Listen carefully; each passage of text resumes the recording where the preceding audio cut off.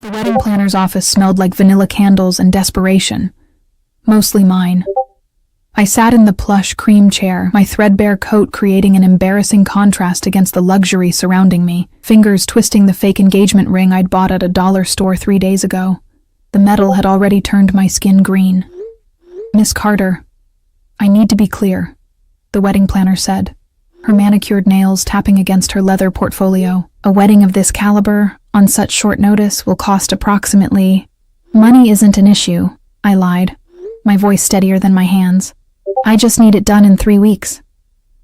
3 weeks until my grandmother's 80th birthday. 3 weeks until I'd have to face my entire family and admit that the fiancé I'd invented, the successful businessman I'd described in elaborate detail over dozens of phone calls, didn't exist. 3 weeks until they'd look at me with that familiar mixture of pity and disappointment that had followed me my entire life." I left the office with a folder full of vendor contacts I couldn't afford, and a knot of anxiety tightening in my chest. The late October air bit through my thin coat as I walked toward the bus stop, my breath forming small clouds in the darkening evening. I'd solve this. Somehow. I always did. That's when I heard it. The sharp crack of a gunshot echoing through the narrow alley beside me. My body froze, every survival instinct screaming contradicting commands. Run. Hide. Don't move. The sound of scuffling followed, then a heavy thud. Before my rational mind could stop me, I was moving toward the sound, my phone already in my hand, fingers hovering over 911. I peered around the corner of the alley, and my breath caught. A man stood in the shadows, backlit by a single flickering streetlight. Even in silhouette, he radiated something that made my skin prickle. Power, danger, control.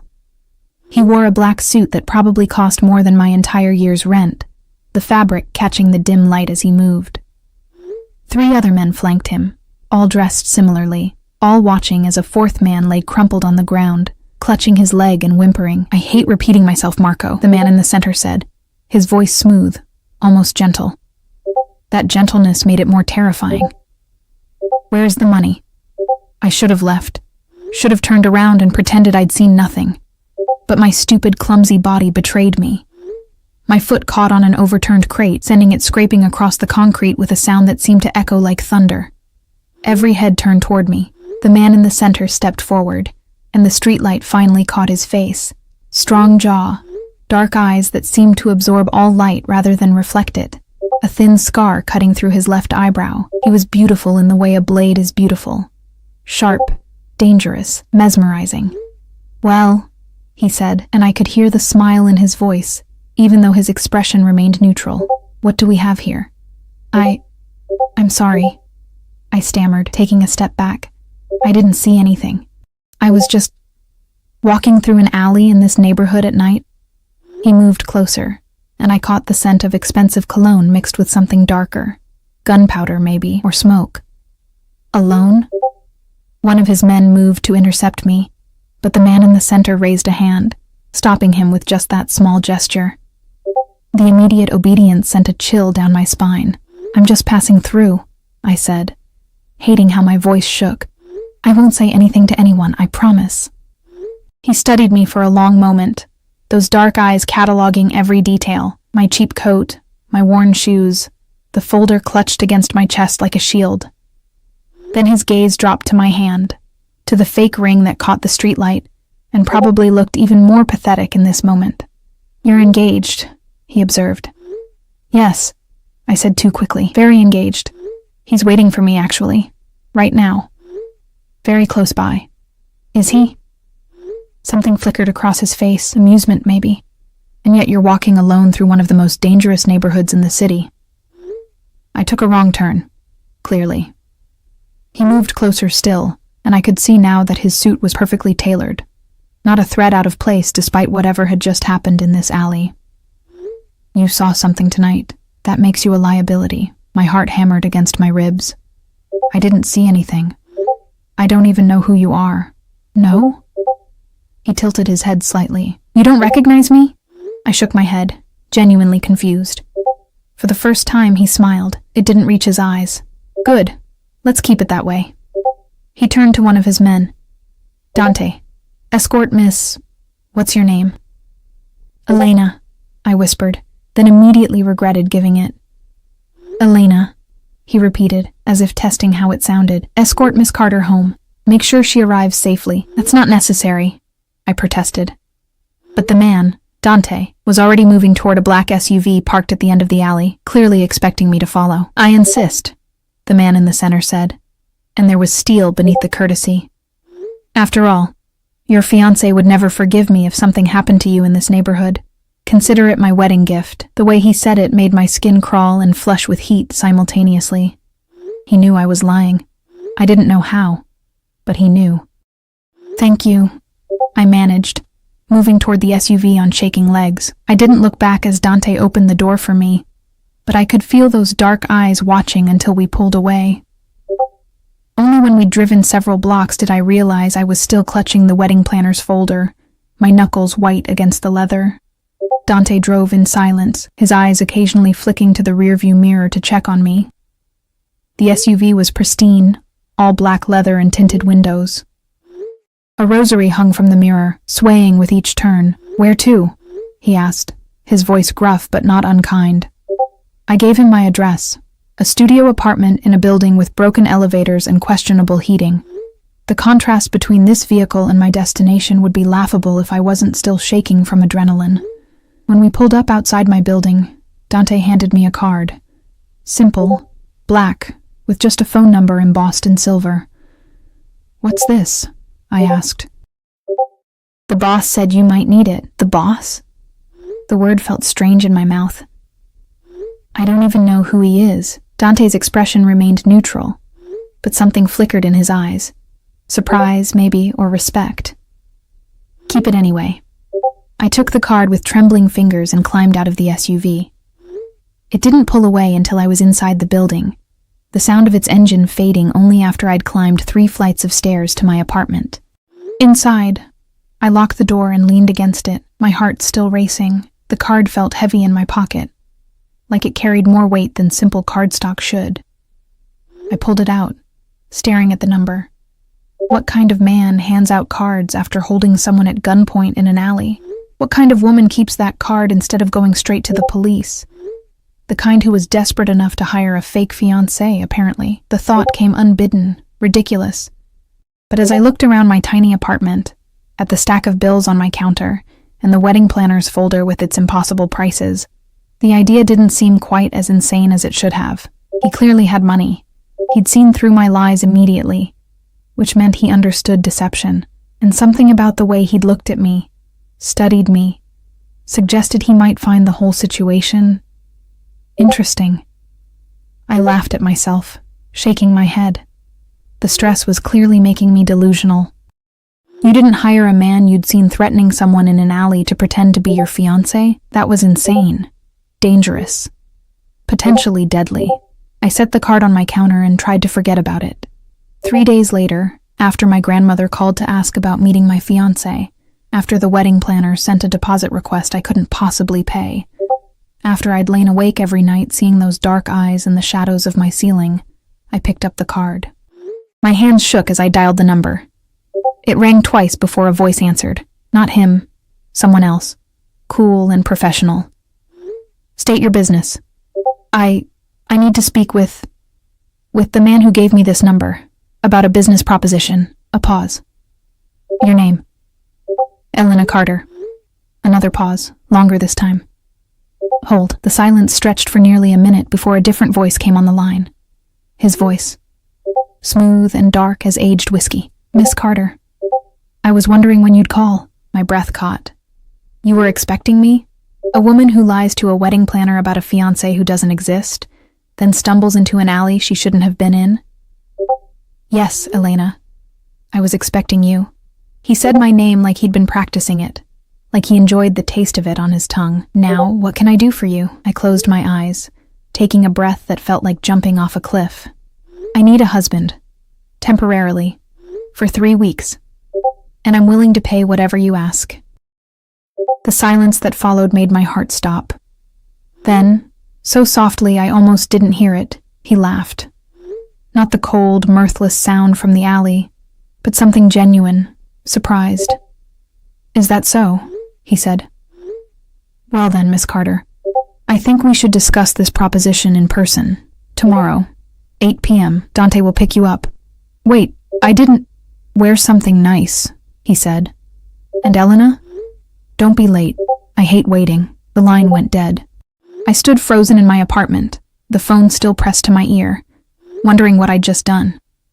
Outside my window, the city lights blurred through sudden tears. Whether from fear or relief or sheer insanity, I couldn't tell. All I knew was that I'd just made a deal with the devil, and he hadn't even told me his price. Dante arrived at exactly 8 p.m., the black SUV idling outside my building like a predator waiting for prey. I'd spent 2 hours getting ready, cycling through every piece of clothing I owned before settling on the only dress that didn't look like I'd bought it at a thrift store. A simple black sheath that I'd splurged on for job interviews I never got. My hands trembled as I applied mascara, nearly poking myself in the eye twice. This was insane. I was getting into a car with a man who worked for someone I'd seen threatening people with guns. But the alternative was facing my grandmother, my aunts, my cousins. All of them who'd watched me struggle and fail at everything I'd ever tried. And admitting I'd invented a fiancé because I was too pathetic to find a real one. The SUV's interior smelled like leather and something spicy. Cologne, maybe his cologne, and my stomach twisted with nerves. Dante didn't speak as we drove, but I caught him glancing at me in the mirror, something almost like concern in his eyes. "Where are we going?" I finally asked, my voice barely above a whisper. "Ristorante Nero," he said. "The boss owns it." Of course he did. Of course a man who conducted business in alleys owned an Italian restaurant. Probably used it to launder money or whatever criminals did in movies. The restaurant sat in a part of the city I'd only seen in magazines, all old brick and ivy, with a discreet black awning and no sign. A valet appeared instantly as we pulled up, and Dante came around to open my door, offering his hand like I was someone who mattered. Inside, the restaurant was beautiful in a way that made my chest ache. Low lighting, exposed brick, tables spaced far enough apart for private conversations. A pianist played something soft and melancholy in the corner. The maitre d' took one look at Dante and led us through the dining room without a word, past curious glances from well-dressed diners to a private room in the back. He sat at a table set for two, a glass of red wine in his hand, looking like he'd been carved from marble and expensive fabric. The suit tonight was charcoal gray, perfectly tailored to shoulders that seemed broader than I'd remembered. His dark hair was pushed back from his face, and in the warm light, I could see the scar through his eyebrow more clearly, a thin white line that somehow made him more beautiful rather than less. He stood when I entered, and the gesture was so old-fashioned, so unexpectedly courteous, that I froze. "Elena," he said. And again, the way he said my name sent heat curling through my stomach. "You look lovely." "Thank you," I managed, letting Dante pull out my chair. The man, I still didn't know his name, dismissed Dante with a small nod, and suddenly we were alone, the door closing with a soft click that sounded terribly final. "Wine?" he asked, already pouring before I could answer. "It's a Barolo, 2015, one of my favorites." I took the glass with shaking hands, the wine probably costing more than my monthly grocery budget. He watched me over the rim of his own glass, those dark eyes missing nothing, not my cheap dress, not my nervousness, not the way my fingers twisted in my lap. "You said you needed a husband," he said, cutting straight to the point. "Temporarily, for 3 weeks. I'm curious about the specifics of this arrangement." I took a sip of wine for courage. It tasted like velvet and cherries, and things I couldn't afford. My grandmother is turning 80. There's a big party, family flying in from everywhere, and I told them I was engaged to someone successful, someone who loved me, because I was tired of being the family disappointment. And this fiancé doesn't exist. No. The admission felt like swallowing glass. "So you need someone to play the part. Convince your family. Then disappear after the party." He leaned back in his chair, studying me. "What made you think of me?" "You have money. I said bluntly. You understand deception, and you didn't seem particularly shocked when you figured out I was lying about being engaged. I thought maybe this would be interesting to you. Like a game. Something flickered across his face. Surprise, maybe. Or approval. Interesting. Most people who see what you saw in that alley either go to the police or try to forget it happened. You called and offered me money. I'm desperate, I said simply. And I got the impression that going to the police about you would be unwise. He smiled then, a real smile that crinkled the corners of his eyes and made my heart stutter. You're smarter than you look, Elena Carter. Is that a compliment? It's an observation. He set down his wine glass, and I noticed his hands. Strong, scarred knuckles, but elegant fingers. Hands that could threaten or caress with equal skill. Tell me about your family. What would I need to know to play this part convincingly? Hope flickered in my chest. Does that mean you'll do it? I haven't decided yet, but I'm intrigued.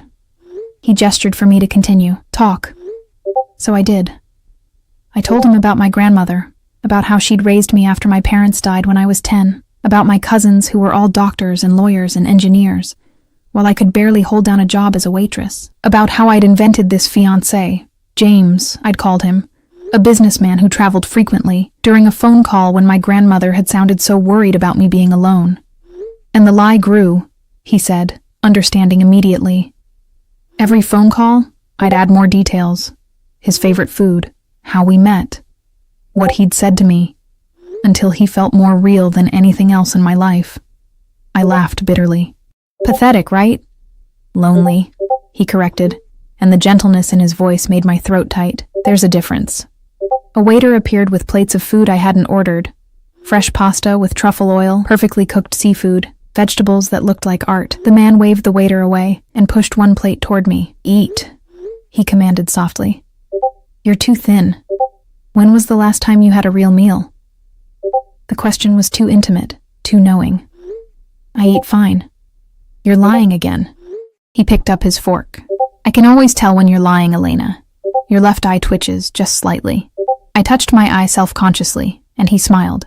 We ate in silence for a few minutes, and despite everything, the danger, the strangeness, the absolute insanity of this situation, the food was incredible. I couldn't remember the last time I'd tasted something so good. You still haven't told me your name, I said finally. He paused, his fork halfway to his mouth, then set it down carefully. No, I haven't. Why not?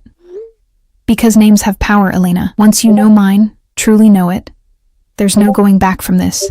You become part of my world, whether you want to be or not. A chill ran down my spine. I just need you to pretend for 3 weeks. That's all. Then we go our separate ways. Is that what you think will happen? He leaned forward, and suddenly the space between us felt charged. Electric. You think you can walk into my world, use me for your purposes, and then walk away unscathed? I'm paying you, I said, trying to sound brave. This is a business transaction, and what are you offering to pay me with, Elena? His voice dropped lower, more intimate. You can barely afford rent. The wedding planner's deposit alone would bankrupt you. So what currency are you offering? My cheeks flamed. I'll find the money. I'll work extra shifts. I don't want your money. He said it so simply, so finally, that I froze. Then what do you want? He was quiet for a long moment, studying me with an intensity that made me feel naked despite being fully clothed. 3 weeks, you said, as your husband. Fake husband. He picked up his wine again, swirling it thoughtfully. Here's my counteroffer. I'll play your devoted fiancé. I'll convince your family that I'm madly in love with you. I'll give you the wedding of your grandmother's dreams. And in return, you'll give me the same 3 weeks. I don't understand. You'll live as my wife, in my home, under my protection. You'll attend events with me, meet my associates. You'll play the part as convincingly as I'll play mine. Why? The word came out as a whisper. Why would you want that? His expression shifted, something dark and complicated passing behind his eyes. Let's just say I have my own reasons for needing a wife, temporarily. And you, Elena Carter, with your terrible lies and desperate eyes, walked into my life at precisely the right moment. That doesn't answer my question? No, he agreed. It doesn't, but it's all the answer you're getting tonight. He extended his hand across the table. Do we have a deal? I stared at his hand, at the scars on his knuckles, at the gold watch on his wrist that probably cost more than everything I owned combined. This was insane. Dangerous. I knew nothing about this man except that he was violent, powerful, and looking at me like I was something precious he wanted to keep. But I was out of options, out of time, out of everything except desperation and the crushing weight of disappointing everyone who'd ever loved me. I took his hand. His fingers closed around mine, warm and strong. And I felt the moment like a door slamming shut, locking me into something I didn't understand. 3 weeks, I said. Then I'm free. His thumb traced across my knuckles, a touch so gentle it made me shiver. 3 weeks, he agreed. But the way he said it made it sound like a promise of something else entirely. My name is Dominic Salvatore. The name hit me like cold water. Even I, with my carefully maintained ignorance of the city's underworld, had heard of the Salvatores, the family that controlled half the city's ports, that had politicians in their pockets, that made people disappear without a trace. I'd just agreed to marry the most dangerous man in the city. Don't look so terrified, Dominic said, his voice almost amused. I won't hurt you, Elena. You're under my protection now. That means something. What does it mean? It means, he said, standing and offering me his hand again, that anyone who even thinks about harming you will answer to me. It means you'll want for nothing. It means for the next 3 weeks you're mine to protect, to provide for, to... He paused, something heated flashing in his eyes. To cherish, as a husband should. The way he said, cherish, made my mouth go dry. Come, he said, still holding out his hand. Dante will take you home. Tomorrow, pack your things, everything you want to keep. I'll send people to collect you at noon. Tomorrow? But I thought... The 3 weeks start now, Elena. Why waste time? His smile was dangerous, beautiful. Besides, you need to get used to living as Mrs. Salvatore. It takes practice to lie convincingly. Mrs. Salvatore. The words made my head spin. I let him lead me out of the restaurant, his hand warm against the small of my back, a touch that was simultaneously possessive and protective. Dante was already waiting with the SUV, but before I could get in, Dominic caught my wrist, pulling me back. One more thing, he said, his voice low enough that only I could hear. While you're under my roof, you follow my rules. You don't leave without security. You don't talk to strangers about our arrangement. And you don't lie to me again. About anything. Understood? The command in his voice should have made me angry. Instead, it sent heat pooling low in my stomach. Understood. Good girl. He released me, and I climbed into the SUV on shaking legs. As Dante pulled away, I looked back through the tinted window. Dominic stood in front of his restaurant, hands in his pockets, watching me leave with an expression I couldn't read. The streetlight cast shadows across his face, making him look like something from a dream, or a nightmare. What had I just agreed to? 3 weeks as the wife of a Mafia boss. 3 weeks of lies built on lies. 3 weeks of being close to a man who made my pulse race with fear and something else I didn't want to name. I touched my wrist where he'd grabbed me, feeling the ghost of his fingers like a brand. Tomorrow, my life would change. Tomorrow, I'd step into Dominic Salvatore's world, and somehow, I knew that 3 weeks wouldn't be enough time to escape it. The penthouse was obscene in its luxury. Floor-to-ceiling windows overlooked the city like Dominic owned every building, every street, every soul below. Marble floors caught the afternoon light, throwing prisms across furniture that belonged in museums. The living room alone was larger than my entire apartment building. I stood in the entryway with my 2 pathetic suitcases, feeling like a smudge on a pristine canvas. Your room is this way, Dominic said, his hand again at the small of my back, guiding me down a hallway lined with abstract art that probably cost millions. He'd been waiting when his men arrived to collect me, dressed more casually today in dark slacks and a white shirt with the sleeves rolled up, revealing forearms corded with muscle and scattered with more scars.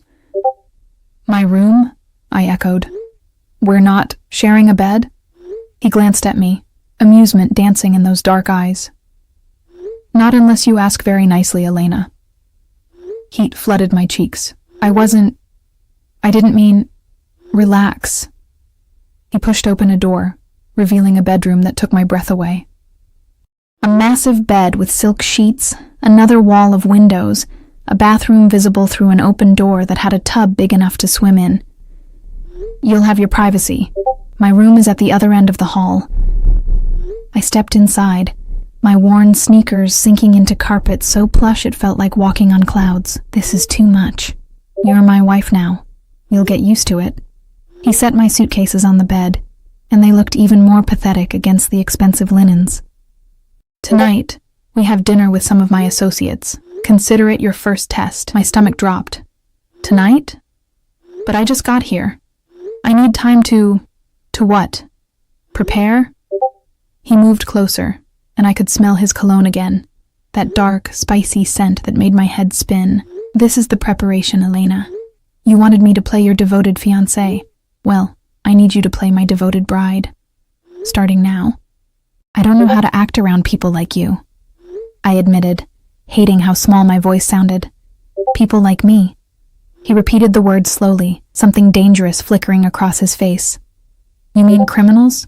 Murderers? Monsters?" "I didn't say that." "You didn't have to." He reached out, tucking a strand of hair behind my ear with surprising gentleness. "But here's what you need to understand, Elena. In my world, perception is everything. If they sense weakness, they'll exploit it. If they think you're afraid of me, they'll wonder why. And if they wonder why, they'll start asking questions we don't want answered. So what do? You trust me." His fingers trailed down my jaw, tilting my face up to meet his gaze. "You look at me like I'm the only man in the room. You let me touch you, guide you, protect you. You play the part of a woman who's so in love with her husband that nothing else matters." The way he said it, the intensity in his eyes, made my breath catch. "And what will you do?" "I'll make sure everyone believes it." His thumb brushed across my lower lip, and I shivered. "I'm very good at making people believe things, Elena." A knock on the door broke the moment. Dante entered, his expression carefully neutral. "Boss, the shipment from—" He stopped, glancing at me. "It's fine," Dominic said, not looking away from me. "She's family now. She hears everything." Family. The word sent a strange thrill through me. Dante nodded. "The shipment from Castellano arrived, but 3 crates are missing." Something cold settled over Dominic's features, his entire demeanor shifting in an instant. The man who'd been touching me gently became someone else, someone harder, more dangerous. "Missing or stolen? We're not sure yet. Find out." The command was soft, deadly. "And Dante? When you do find out, bring whoever's responsible to me. Alive." Dante left, and the silence felt heavy. I watched Dominic, seeing the monster beneath the gentleman, and wondered which version was real. Maybe they both were. Maybe that was what made him so dangerous. "You're afraid now," he observed, turning back to me. "I can see it in your eyes. Should I be? Of me? No." He stepped closer again, crowding me against the bed. "But you should be smart enough to remember what I am, Elena. What I'm capable of. The world I'm bringing you into isn't kind to innocence. Then why bring me into it at all?" For a moment, something vulnerable flickered across his face. "Because I'm a selfish bastard who saw something he wanted and took it." His hand cupped my cheek, thumb stroking across my skin. "And because you're stronger than you think. I saw it that night in the alley. You were terrified. But you didn't run, didn't scream. You stood there and lied to my face with a courage most men don't have. That wasn't courage. That was stupidity. Sometimes they're the same thing." He pulled back, the intimate moment ending as quickly as it began. "Rest. We leave at 7. And Elena, there's a closet full of clothes for you. Wear the red dress. It'll make the right impression." He left before I could argue, the door closing softly behind him. I collapsed onto the bed, my heart racing. What had I gotten myself into? 3 weeks suddenly felt like a lifetime. The red dress fit like it had been made for my body, because it probably had been. Somehow Dominic had known my exact measurements. The knowledge should have creeped me out. Instead, it sent a confusing mix of emotions through my chest as I stared at myself in the mirror. I looked different, expensive. the kind of woman who belonged on a man like Dominic Salvatore's arm. A knock on the door made me jump. "Come in," I called, expecting Dante. It was Dominic. He stood in the doorway, dressed in a black suit that made him look like sin personified, and the way his eyes traveled over me made my skin burn. "Perfect," he murmured, moving into the room. "But you're missing something." He pulled a jewelry box from his pocket, opening it to reveal a necklace that made my breath stop. Diamonds and rubies woven together in an intricate pattern, the kind of piece you saw in museums under glass. "I can't wear that," I whispered. "It's too much." "You're my wife. It's expected." He moved behind me, and I watched in the mirror as he fastened the necklace around my throat. His fingers brushed against my skin, and I shivered. "There. Now you look the part." The necklace sat heavy and cold against my collarbone, a beautiful chain. Looking at our reflection, him in his dark suit, me in red and diamonds, his hands on my shoulders, we looked like we belonged together. Like the lie was truth. "Who are these people we're meeting?" I asked, trying to focus on anything except how close he was standing. "Business associates. They've been asking questions about my personal life. Tonight, you're the answer to those questions." His eyes met mine in the mirror. "Some of them will try to intimidate you. Others will try to charm you. All of them will be watching for weakness. What if I mess up? You won't." His hands tightened on my shoulders. "Because I'll be right beside you, always. Just remember, you're mine. Act like it." The possessiveness in his voice should have bothered me. Instead, it sent heat pooling low in my belly. The restaurant was different from Ristorante Nero. Older, darker, the kind of place where deals were made and secrets were kept. Dominic kept his hand on my lower back as we entered, and I felt eyes turning toward us, assessing, calculating. A table of 5 men stood as we approached. All of them wore expensive suits. All of them had the same dangerous edge as Dominic, but none of them had his presence. He commanded the room without saying a word. "Gentlemen," Dominic said smoothly, "I'd like you to meet my wife, Elena." Wife, not fiancé. The change made my pulse quicken. Wife. One of the men, silver-haired with sharp eyes, smiled. "You move fast, Salvatore. We didn't even know you were engaged. When you know, you know." Dominic pulled out my chair, his hand lingering on my shoulder as I sat. "Elena's family is from the old country. We wanted to keep things traditional, private." The lie rolled off his tongue so smoothly I almost believed it myself. Dinner was a chess match played with words and wine. The men asked questions: where I was from, how we met, what I did. Dominic answered most of them, weaving a story so detailed and convincing that I started to wonder if he'd planned this long before I'd called him. "And what do you think of your husband's business?" The silver-haired man, Carmine I'd learned, asked me directly. The table went quiet. This was a test. I felt Dominic's hand find my thigh under the table, a gentle squeeze of encouragement. "I think," I said carefully, "that my husband is very good at what he does, and I trust him completely. Even though his business is complicated?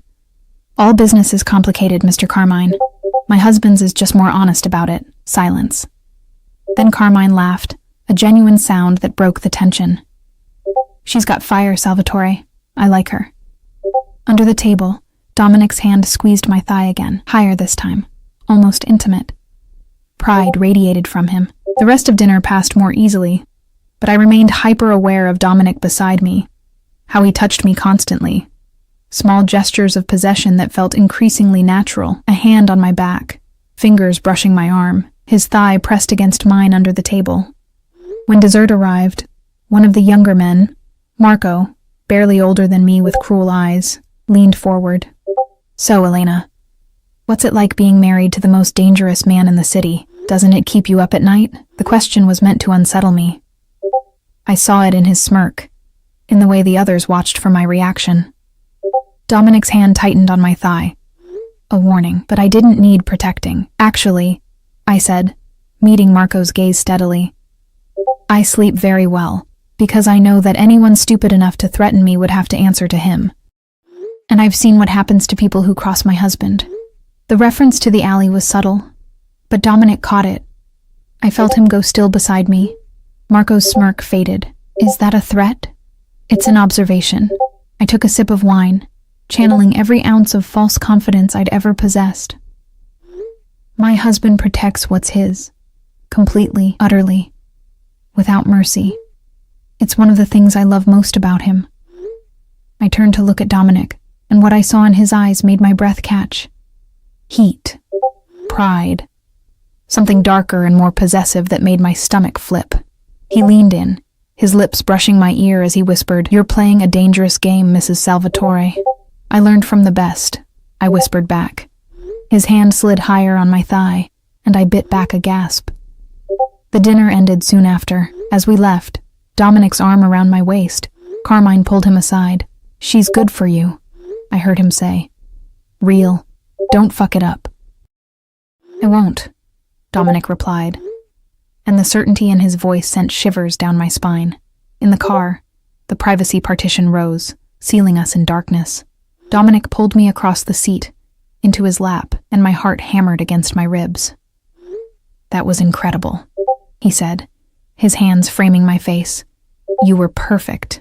Better than perfect. Do you know what you did in there? I just said what felt right. You claimed me." His thumb traced my lower lip. "In front of men who respect nothing but power, you claimed me as yours. Do you understand what that means?" I shook my head, unable to speak with him this close. "It means they believe us, completely. It means you're protected in ways you can't imagine. And it means," his voice dropped lower, rougher, "that I'm going to have a very hard time remembering this is supposed to be fake." His words hung in the air between us, heavy with implication. I could feel his heart beating beneath my palms, could see the way his pupils had dilated, could feel the tension in his body. "Dominic," I whispered, not sure if it was a warning or a plea. He closed his eyes, taking a shuddering breath. Then, with visible effort, he lifted me off his lap and set me carefully back on the seat beside him. "We should maintain some boundaries," he said, his voice strained. "For both our sakes." I nodded, unable to trust my voice, my body still humming from his touch. But as the car pulled up to the penthouse, as he helped me out with a hand that lingered too long on mine, I wondered if boundaries were already something we'd left behind. 3 weeks suddenly felt both too long and not long enough. The next 2 weeks blurred together in a haze of expensive dinners, charity galas, and increasingly intimate touches that felt less like acting with each passing day. Dominic was everywhere, a constant presence that both thrilled and terrified me. He'd wake me with coffee made exactly how I liked it, though I'd never told him.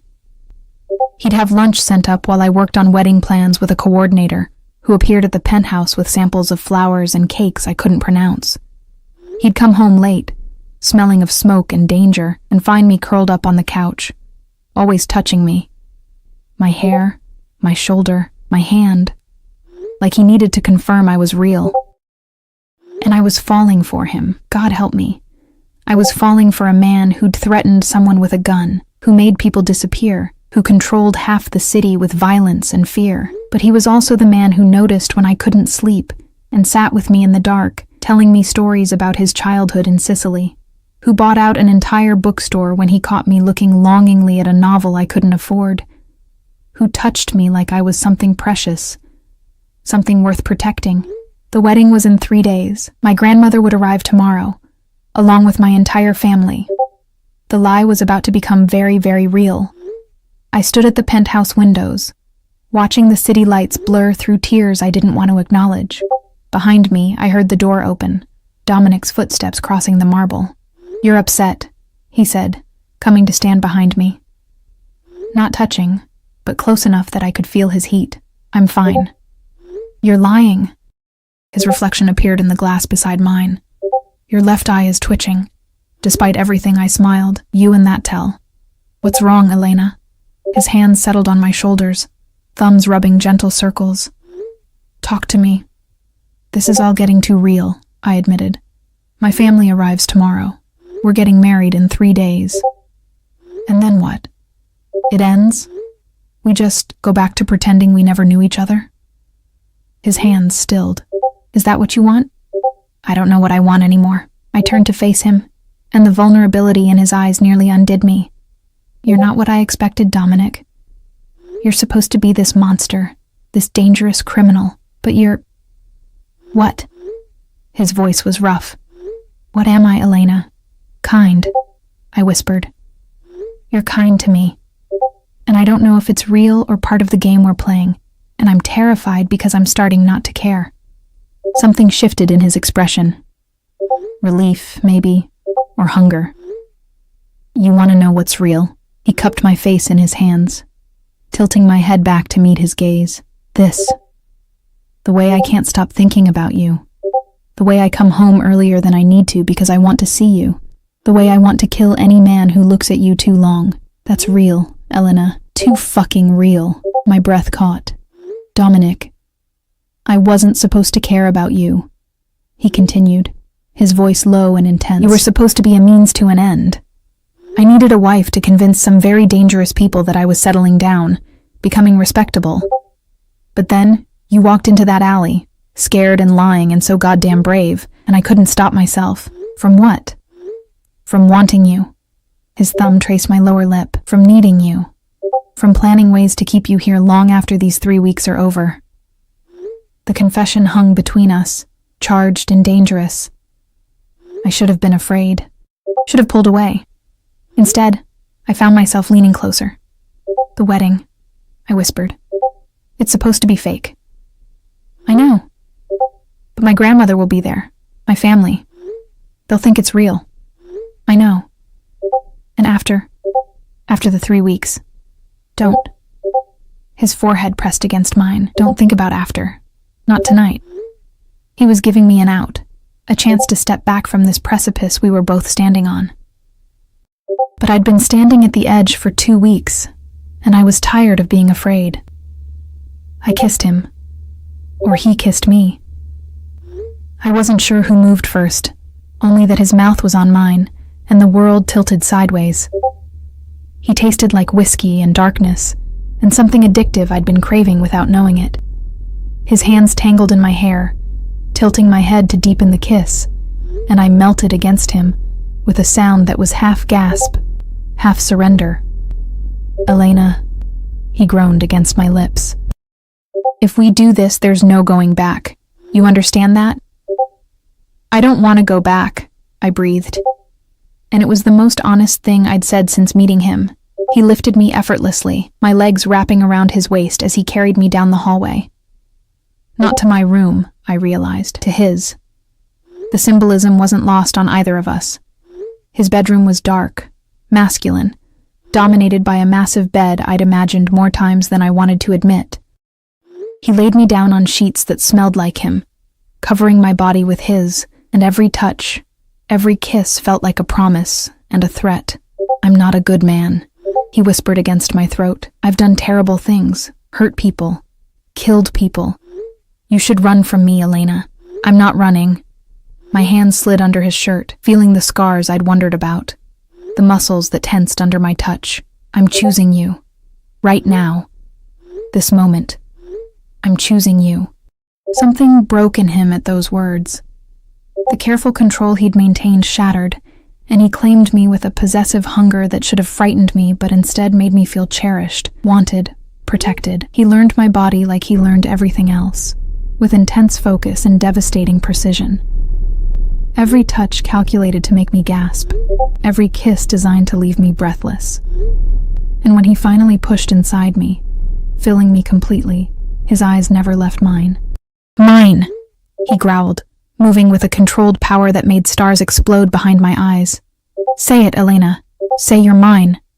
Yours, I gasped, nails digging into his shoulders. I'm yours, Dominic. Only yours. The words unlocked something primal in him.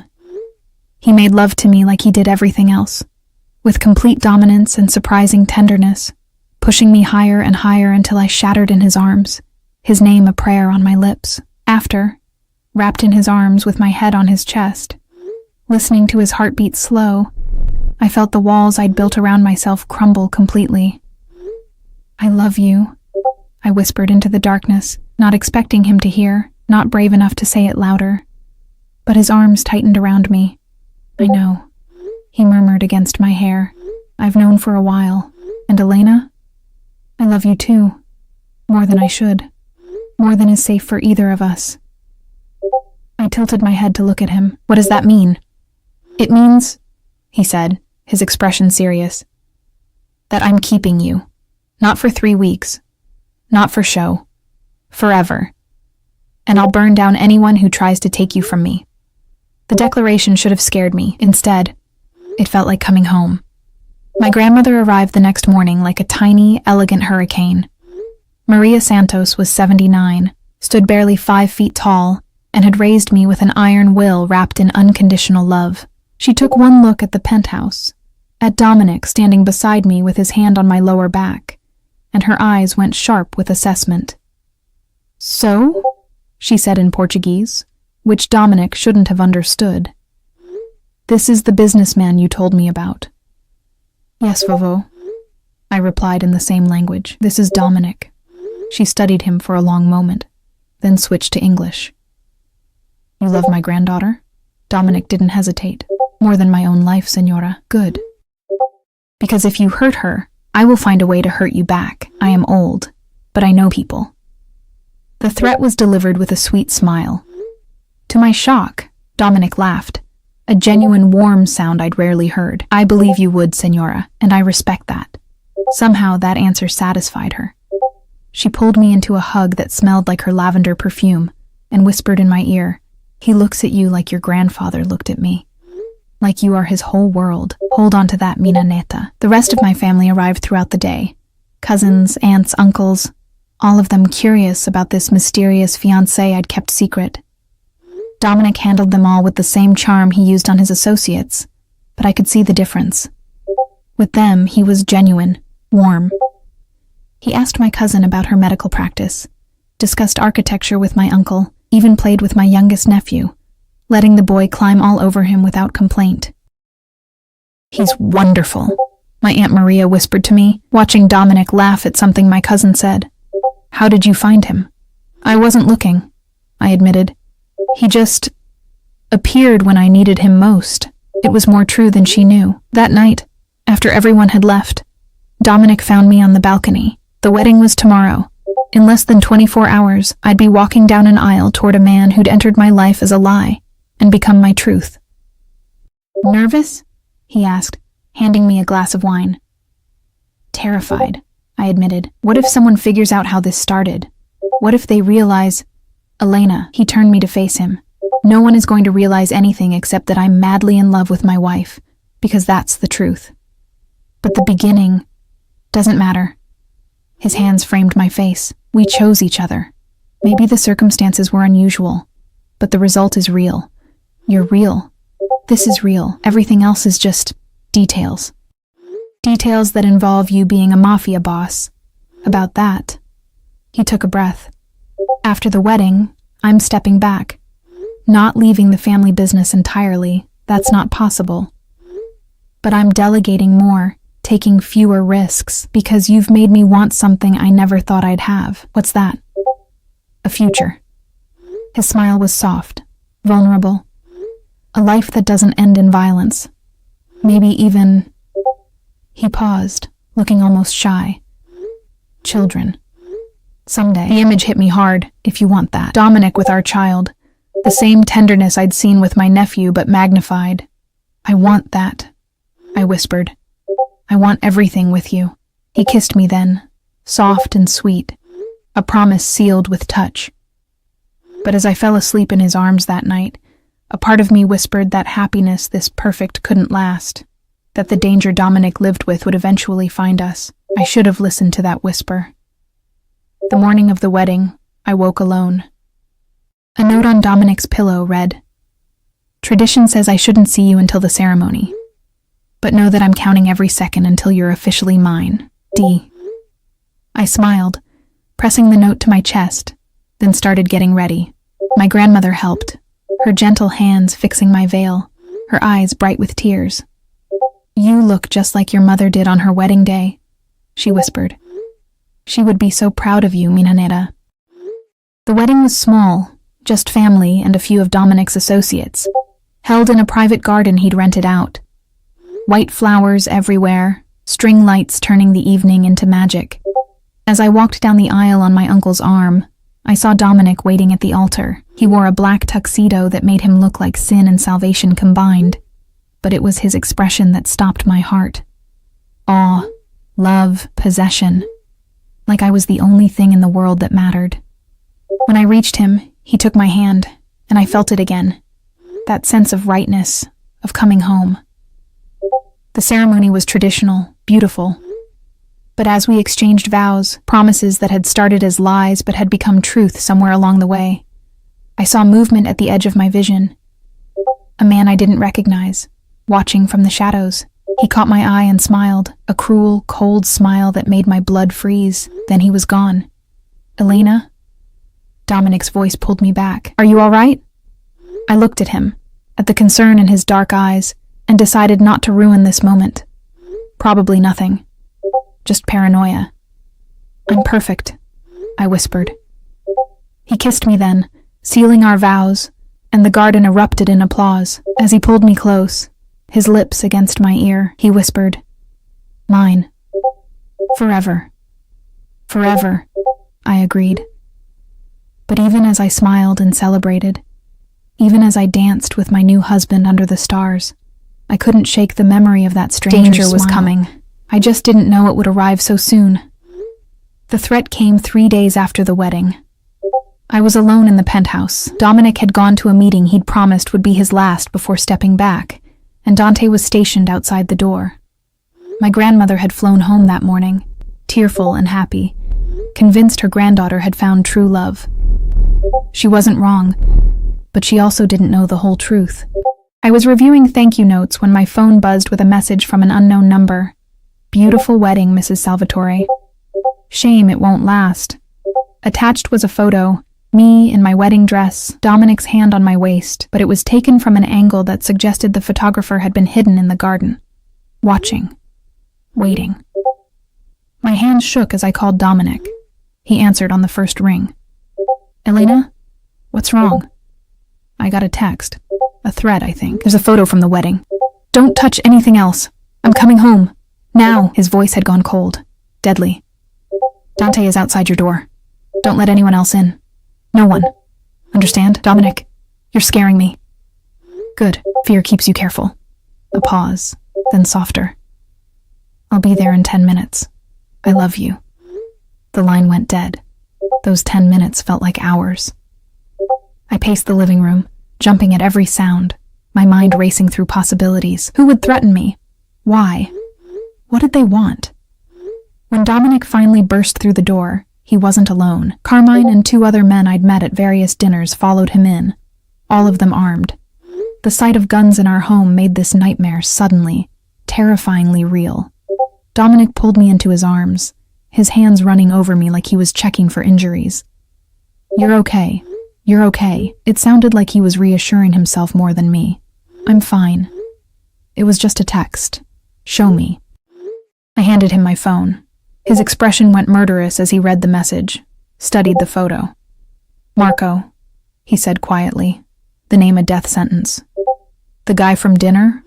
I remembered those cruel eyes, the way he'd tried to intimidate me. He's been pushing boundaries for months, questioning my decisions, challenging my authority. Dominic's jaw clenched, and now he's threatening what's mine. Carmine stepped forward. "He knows the rules, Dominic. Families are off limits. This is a declaration of war, then we give him one." Dominic's voice was ice. "But first, Elena needs to be somewhere safe. I'm not leaving you," I said immediately. "Elena, no." I grabbed his arm, forcing him to look at me. "You said I was yours, that we were in this together. You don't get to shut me out now just because it's dangerous." Something flickered in his eyes, pride, maybe, mixed with fear. "You don't understand what this means. What I'll have to do." "Then explain it to me." He was quiet for a long moment, his thumb tracing circles on my wrist. Finally, he nodded. "Carmine, sweep the building. Make sure we're secure. Then find Marco. I want him brought to the warehouse, alive." The men left, and suddenly we were alone in the too quiet penthouse. "Talk to me," I said softly. What's really happening here? Dominic led me to the couch, pulling me down beside him. Marco's been trying to take over my territory for months. I thought I had it handled, that showing him I was settling down would make him back off. Instead, it gave him a target. His hands fisted. You. He's going after you to get to me. So what do we do? I end this, tonight, permanently. He looked at me, and I saw the monster he tried to hide, the killer, the crime lord, the man who ruled through fear. I need you to understand what that means, Elena. I'm going to hurt him, probably kill him. Can you live with that? Can you still love me knowing what I'm capable of? I thought about the man who'd threatened me, who'd watched my wedding from the shadows, who'd made Dominic look at me with such fear. Then I thought about the man who'd held me through nightmares, who'd charmed my grandmother, who'd promised me a future. Yes, I said simply, because you're protecting us, our future. That's what husbands do, right? His kiss was desperate, grateful, claiming. I don't deserve you. Too bad. You're stuck with me. I pulled back, holding his face in my hands. But promise me something. Promise me you'll come back to me. No matter what happens tonight, you'll come back. Always, he vowed. You're my home, Elena. I'll always come back to you. The next few hours were a blur of activity. More men arrived. Dominic's most trusted soldiers, all of them grim-faced and armed. The penthouse became a fortress, and through it all, Dominic kept me close, his hand always touching some part of me, like he needed the contact to stay grounded. Finally, Dante returned. We found him. He's at the warehouse. Dominic stood, and I saw the transformation, the loving husband disappearing beneath the Mafia boss. Elena, you stay here with 2 guards. Don't leave this apartment for any reason. Be careful, I whispered, kissing him one more time. I love you. I love you more than life, he replied. Then he was gone. The waiting was agony. I paced the living room, watched the clock, jumped every time my phone buzzed. The guards stationed at the door were silent, professional, giving me privacy but never leaving their posts. 2 hours passed. 3. My mind conjured terrible scenarios. Dominic hurt, bleeding, dying. Me alone again, the brief happiness I'd found shattered by violence. Finally, at almost midnight, I heard the elevator. The door opened, and Dominic walked in. He was disheveled, his shirt stained with what looked like blood, his knuckles split and bruised, but he was alive, whole, home. I ran to him, throwing myself into his arms, and he caught me, holding me so tight I could barely breathe. It's done, he said into my hair. It's over. Marco won't threaten anyone ever again. I didn't ask for details, didn't want to know exactly what had happened in that warehouse. Some things were better left in the darkness where they belonged. Are you hurt? I asked instead, pulling back to examine him. Not my blood, he said quietly. I'm fine. We're safe. He let me lead him to the bathroom, let me clean the blood from his hands with gentle touches. We didn't speak, but the silence was comfortable, intimate. This was part of loving him too. The aftermath, the vulnerability, the trust. When he was clean, I led him to bed. We held each other in the darkness, his heartbeat steady against my cheek. I've been thinking, he said softly, about what you said, about this all being too real. My heart clenched. Dominic, I want to make it legal, not the wedding. That was real enough. But I want to adopt your last name too, Salvatore Carter, or Carter Salvatore, whatever you want. I want everyone to know that you didn't just marry into my world. I married into yours too. Tears stung my eyes. You'd do that? I'd do anything for you, Elena. Haven't you figured that out yet? He tilted my face up, kissing me softly. You saved me. From a life of nothing but violence and loneliness. You gave me hope for something better. Let me give you my name, my protection, my everything. Not as a mob boss to his wife, but as a man to the woman he loves. Yes, I whispered against his lips. Yes to all of it. We made love then, slow and tender, reaffirming the vows we'd spoken in a garden full of white flowers.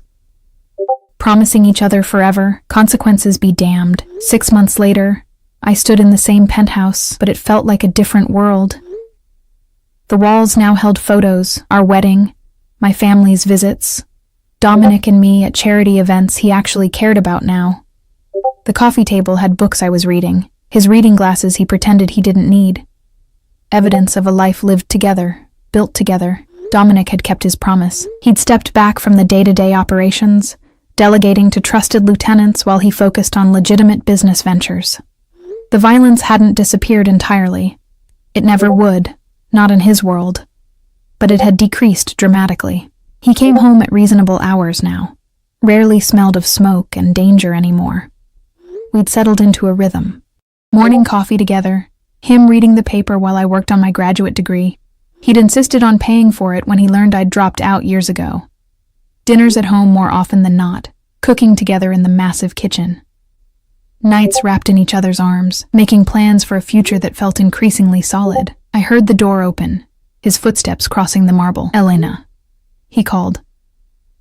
"Where are you, amore mio?" "Living room," I called back, my hand unconsciously moving to my stomach.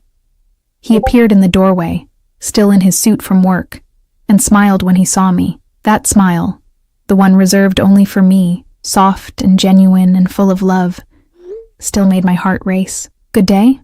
he asked, coming to sit beside me, his hand automatically finding mine. "Interesting day," I said, unable to keep the smile from my face. "I went to the doctor." He went still, his eyes dropping to where my hand rested on my stomach. "Elena, are you—" "Pregnant," I confirmed, watching his expression shift from shock to wonder to pure joy. 12 weeks. I wanted to be sure before I told you. For a moment, he just stared at me. Then he pulled me into his arms, holding me like I was the most precious thing in the world. Which, to him, I was. "A baby," he whispered, his voice thick with emotion. "Our baby." "Are you happy?" I asked, even though I could see the answer in his eyes. "Happy?" He laughed, the sound joyful and free. "Elena, you've given me everything. A home, a family, a reason to be better than I was. And now this?" He pressed his hand to my stomach, his expression odd. "I'm more than happy. I'm complete." I kissed him, tasting salt from tears I wasn't sure were his or mine. "I love you, Dominic Salvatore Carter, my fake husband who took the job way too seriously." He grinned, that dangerous, beautiful smile that had first captivated me in a dark alley. "Best decision I ever made. Well, that and not letting you go after those 3 weeks were up. The 3 weeks that were supposed to end this. The 3 weeks that started everything." He kissed me again, slower this time, deeper. "I told you that first night, Elena. Once you knew my name, there was no going back. You became part of my world, and you became part of mine," I countered. I think I got the better deal. We both did. As the sun set over the city we'd claimed as ours, painting the sky in shades of gold and rose, I reflected on the journey that had brought us here. A desperate lie, a chance encounter, a dangerous man who'd seen something in me worth protecting, worth loving, worth keeping. My family had been right to worry. I had married someone dangerous, but they'd been wrong about the danger. Dominic wasn't a threat to my happiness. He was the source of it. And as I sat in his arms, his hand protective over our unborn child, I knew that whatever challenges lay ahead, and there would be challenges, given his world, we'd face them together. "What are you thinking?" Dominic asked, his lips against my temple. "That I'm glad I walked down that alley." I admitted that I'm glad I was desperate enough to call you. That I'm glad you took the job of being my fake husband way too seriously. "It was never fake," he said quietly. "Not for me. From the moment you tried to lie to me with that terrible fake ring in your shaking hands, I knew you were going to change my life. I just didn't know how much. Changed it for the better, changed it into something worth living." He turned me to face him, his dark eyes holding mine with an intensity that still made my breath catch.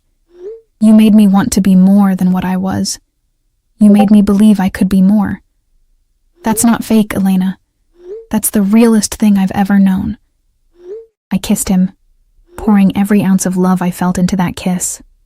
Behind us, the city sprawled out in a glittering display, full of danger and beauty and possibility. We'd started with a lie, but somewhere between a wedding that was supposed to be fake and vows that became real, between danger and protection, between fear and love, we'd built something true, something lasting, something ours.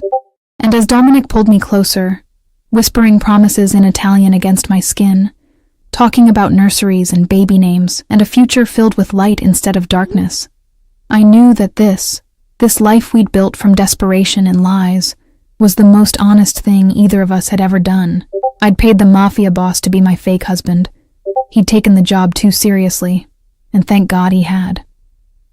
Because this, his arms around me, our child growing inside me, a future stretching before us full of possibility, this was everything I'd never dared to dream of. This was home. This was love. This was real.